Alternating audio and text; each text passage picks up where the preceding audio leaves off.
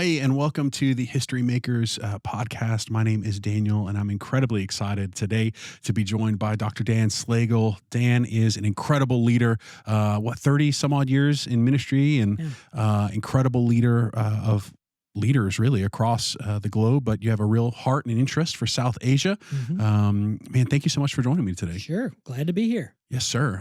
If you've missed Dan in the past, he's been on here in the past, so I want to encourage you to go back through the library. But today, Dan, I'd love to sit and talk with you a little bit about something that caught my attention. I was recently with the men at our church. We've got a men's group that meets on Tuesday nights, and we've been reading through the book of Joshua. And in the first couple of chapters, you've got this phrase that's repeated several times from the Lord, be strong and courageous, be strong and courageous. I was really struck as I read that and how that strength and courage is commanded of Joshua. It's instructed to him. It's called out of him as he's supposed to be entering a land of milk and honey, right? Mhm. A land of rest and rejoicing. And I was just kind of struck by I don't know. It almost felt like the tension of those two things Mhm. because when I'm going into a promise, I don't feel like I'm going to need strength and courage. I don't feel like that's something that requires um, that extra. What do you think God was trying to instruct in him there, and what do you think are some of the things that we can take away as leaders from that? Right. Well, it absolutely was the promised land. Yeah. It absolutely was a land flowing with milk and honey, but it was Canaan, where the Canaanites lived, and probably some Jebusites and Perizzites and termites and Mm. all those other ites. Uh, those challenges were still there. Mm. And God was not going to let Joshua and the people he was leading walk in there uh, naively Mm. and thinking as though we're just going to waltz into this thing and, it'll be a piece of cake. No, the challenges were still there, and God knew they were there. And so he was preparing his servant. Be ready, be strong, be courageous, because the challenges will come even in the promised land.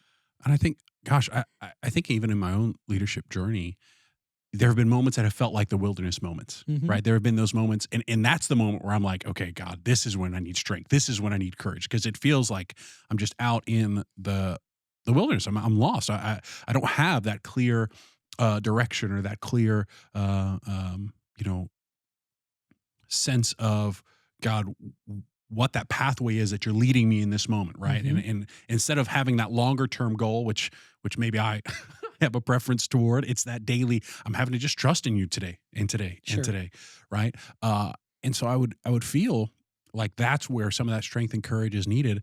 Uh, you know, I wonder how much of that time in Joshua's life was him exercising those things and was him learning to have courage in the midst of those moments of unknown in that daily trusting in the Lord for manna, trusting in the Lord for the needs of the community, the needs of leadership. How do you think through just in your own leadership experience when you've been in those seasons of again, I don't want to over parabolize this story, but when you've been in those seasons of wilderness in your own life, your own Hmm. leadership, how have they equipped you with the resilience or maybe the uh, uh, toughness to respond to those moments when the vision does become clear, but the journey is full of still a lot of battles to come? Sure. Well, it's almost axiomatic. I think you could even say it's self evident Mm. that growth only takes place in the midst of tension. Mm. If you're a weightlifter, you've got to put your body through pain to Mm. achieve the results. If you're a runner, or really anything that you want to achieve, that you want to be good at, that you got to work at it. It's going to be hard. There's going to be resistance. We live in a broken world Mm. all the time, Well, all the time. you're telling me there aren't moments where it's not broken anymore, Dan? No, unfortunately, no. There are those moments where we have victory Mm. and life is good, but the inescapable environment that we live in Yeah. 24/7 is brokenness Mm. and fallenness. Sometimes it's worse than other times. And in those worser moments, if I can coin a phrase, that's where we develop the muscle. That's where, Mm. if we're willing to do so, Okay. we can either be knocked down and choose not to get back up, Mhm. just quit, or we can recognize the moment for what it is. That this is an opportunity for me to grow, to develop some muscles that maybe I didn't know I had or didn't know that I needed. Mm. And they can come in as many flavors as there are situations in life, you know, mental, emotional, physical, spiritual, relational, financial, the list just goes on and on. It's not so much what the nature of the challenge or the struggle is that is important. The most important thing is, what is our response Mm. to that? Is it to be strong and courageous, not in and of ourselves, but standing on the promise? Because, you know, when God spoke to Joshua, he didn't just tell him, be strong and courageous. There was also the promise, I will be with you. That's right. That's where the strength and the courage comes from. Mm. The fact that God is with us. In fact, we're most apt to get in trouble when we try to think that we can operate out of our own strength or our own courage. Mm. That typically just makes things worse than it was to begin with. Right. Certainly proved true in my own life. Oh, mine too. Yeah. So would this be a fair statement then? Because what I'm hearing from you is that resiliency requires like reps, right? It requires that repetition. Great way to put it. Yeah. So if I'm going to build that sense of resiliency in my spiritual walk or in my finances or in whatever that kind of sub discipline is, I need to have that repetition of obedience in the little things helps to be obedient then in the bigger things. Now you made a really important connection here that even as we're talking, I think is helpful to me, and it was that connection between that command to be strong and courageous and the promise that He is with us, Mhm. and in His presence and in His continuing presence with Joshua in that moment, that. And certainly us now in the new covenant, right? We have the Holy Spirit literally indwelling us, that promise of God's presence with us. How do you think that helps us to, as Christian leaders, enter into that future vision that God's placing before us, right? If visionary leaders cast vision, mobilize the body of Christ, overcome obstacles in order to reach the nations for Christ, right? If that's the call of a Christian visionary leader, how does that promise of God's ongoing presence with us, how have you seen that in your own life just strengthen you or encourage you or help you to see that vision isn't just a new burden, but is actually something that's still calling forth with Right. joy? So when we bump up against things in life that are hard or painful or challenging, whatever the case may be, uh, the choice that is before us as a leader is either to fold or to go forward. Yeah. It pretty much boils down to that. I remember once one of my daughters was dealing with something at school. There was a relationship with one of her friends that wasn't working out so well, and people were being mean and saying things they shouldn't say and so forth. And as I was attempting to console her, she said, "Dad, it just shouldn't be that way." Mm. And I said, "Honey, you're absolutely right. It shouldn't be that way, but it is." And as leaders, we can either embrace that, understand that this is just the way it is, Mm-hmm. or we can live in denial Mm. and become the opposite of strong and courageous. We Yeah. can become weak and afraid and just give up. Mm. But if we choose, first of all, to accept, this is my situation. I don't like it. It shouldn't be this way, but it is what it is. We then have another choice. Am I going to move through this by myself, or Mm, am I going to move through this in the power of the Holy Spirit? Paul tells us, keep in step with the Spirit. What's going to be the source of my strength, of my courage, of my creativity, my inspiration, my passion, my mm, compassion? Where is all of that going to come from? Well, if I'm looking to myself, the well is going to run dry mm. pretty quick. I'm a finite creature. Right. Uh, why would I look to such a paltry reservoir of resources when I've got the God of the universe right there, Right. more than ready? He's willing to give me what I need Hmm. to do what he's asked me to do. And so I think it boils down to choice Mm. and thinking that consciously about it. How am I going to do this? Eh, How am I doing this? Am Yeah. I doing this in my own strength, or am I opening myself up to what the Spirit wants to do through me?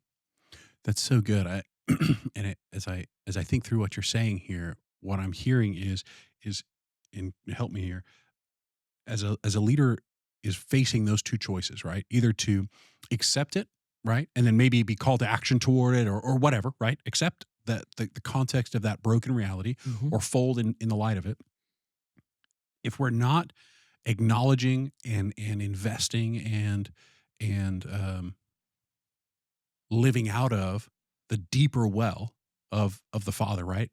Then we will fold. It's just a matter of time, because Yeah, our resources, our reservoir, right? It's going to run empty. It's absolutely. going to run dry. And so, being absent of that deeper reservoir, folding is going to be the thing. Um, as I think through this, though, man, I think of how many Christian leaders are out there, maybe even listening to this, who they see that brokenness, right? And and they don't want to fold to it, but they don't want to accept it, right? Like Yeah, and it's not that they don't want to accept that that's the current state. They accept that that's the current state, but that's an unacceptable current state, right? exactly. And Exactly. and there's that deeper call for thy kingdom come, thy will be done. And God, I want to see your kingdom come in this Yes. circumstance.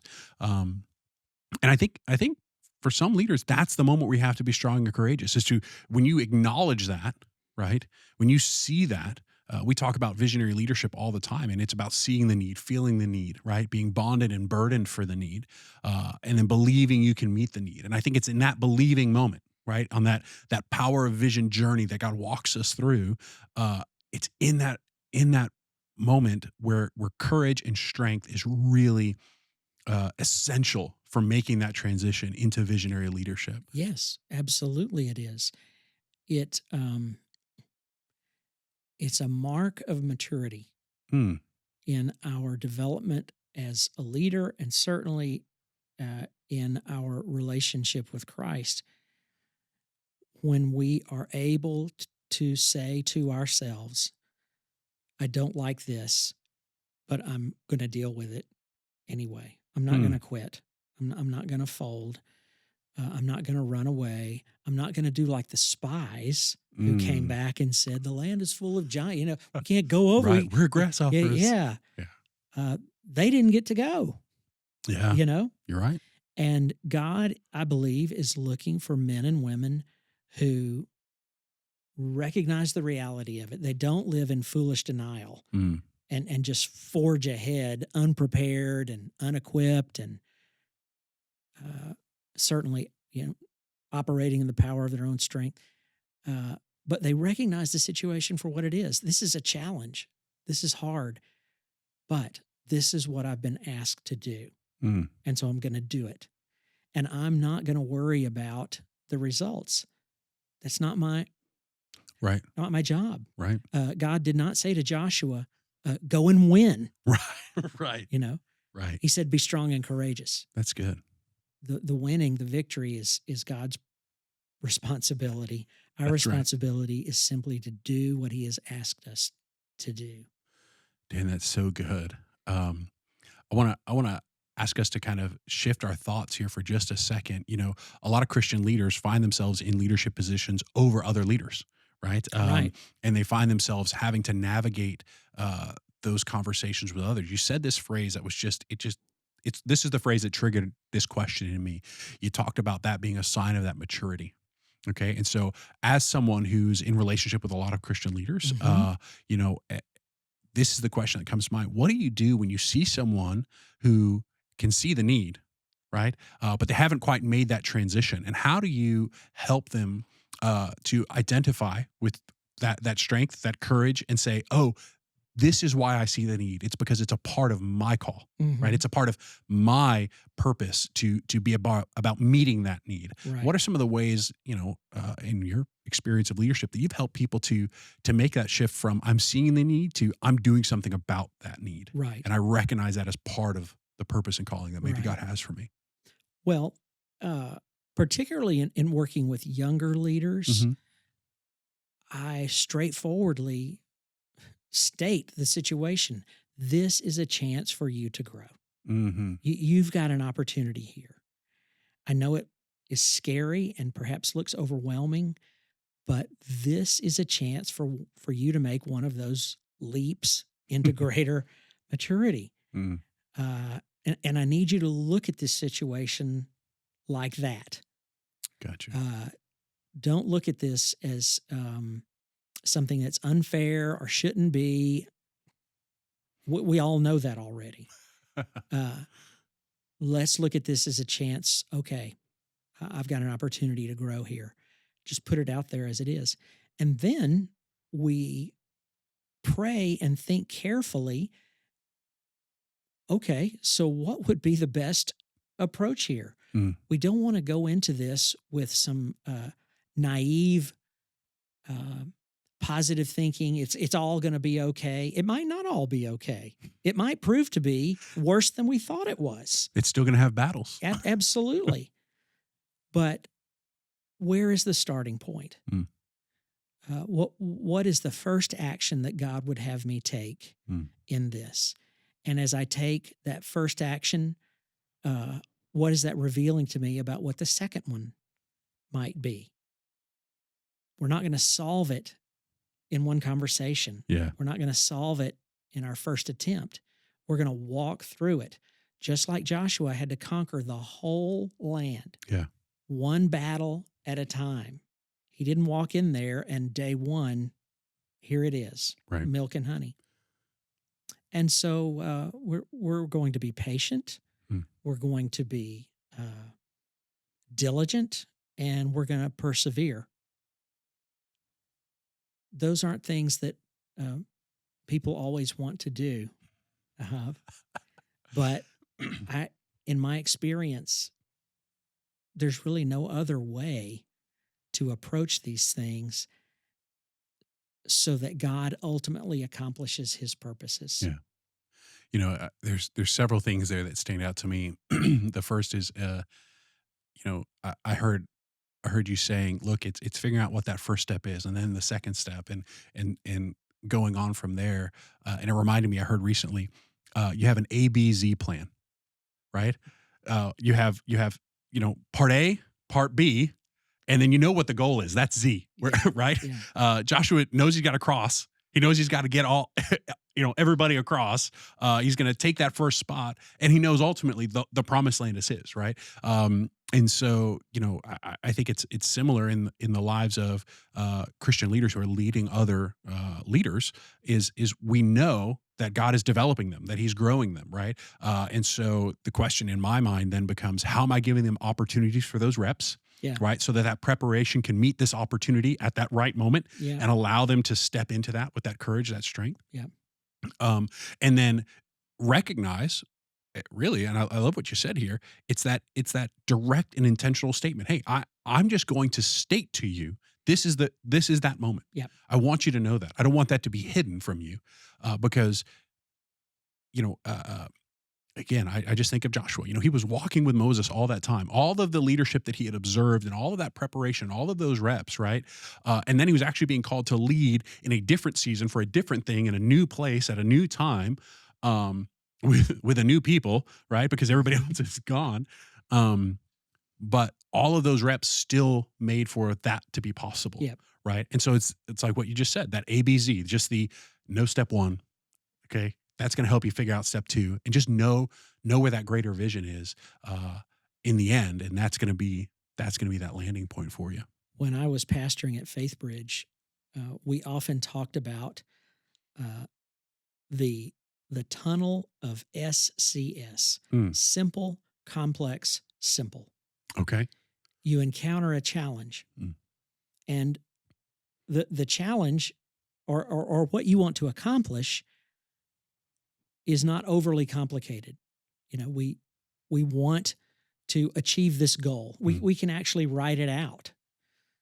But once you get into it, that's when you begin to discover all the complexities that are involved Yeah, in it. And that's where the growth happens, is sure. is in the complexities and how you choose to deal with those. Mm, Once you get on the other side of the C, then you move back into the S.